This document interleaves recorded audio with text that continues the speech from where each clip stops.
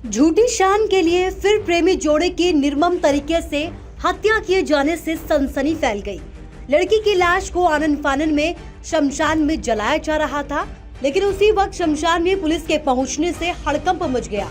आरोप है कि लड़की के घर वालों ने ही उसकी निर्मम हत्या कर दी और फिर जल्दबाजी में उसकी लाश को शमशान ले जाकर उसका दाह संस्कार भी कर दिया। बताया जा रहा है कि युवक और युवती के बीच लंबे वक्त से प्रेम प्रसंग चल रहा था। दोनों ही अनुसूचित जाति से संबंध रखते थे। माफी और रोहित दोनों शादी करना चाहते थे, लेकिन माफी के परिजन इस बात से राजी नहीं थे।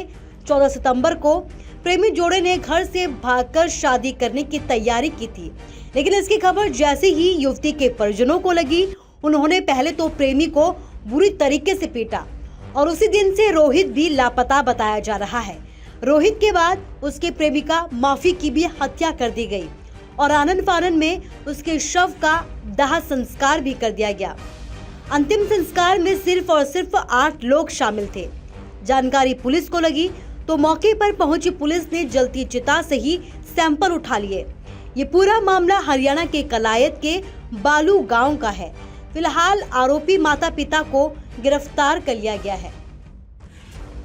ये बालू गांव की घटना है जो हमें पता लगा भी जो एक लड़का और लड़की आपस में प्रेम करते थे और लड़के की मदर से हमें फर्स्ट इन्फॉर्मेशन मिली थी घटना से नेक्स्ट डे कि भाई मेरा लड़का घर पे नहीं पहुंचा है। उसकी लास्ट कॉल आई थी कि भाई मैं गांव बालू में गया था, मेरी प्रेमिका सो ने बुलाया था और उसने जब वहाँ पे मैं पहुँचा तो उसकी मदर वहाँ पर आ गई थी। तो मदर ने मेरी जो प्रेमिका थी उसको तो वहाँ पर रख लिया और मैं डर के मारे वहाँ से भाग गया था।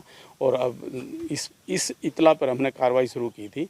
तो गांव में पहुँचे तो फर्स्ट इन्फॉर्मेशन के हिसाब से कोई भी क्लू नहीं दे रहा था और गांव वाले बात को छुपा रहे थे। मुझे लग रहा था कि भी ये कुछ घटना हुई है।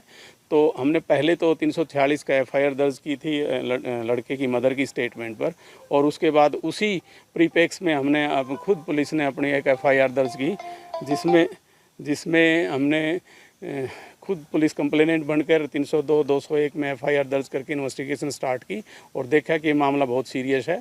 और जब उसके मृतका के माँ और पिताजी को कस्टडी में लिया और सख्ती से पूछा तो उन्होंने सारी घटना का कन्फेशन किया और उसी आधार पर हमने फिर इन्वेस्टिगेशन शुरू की।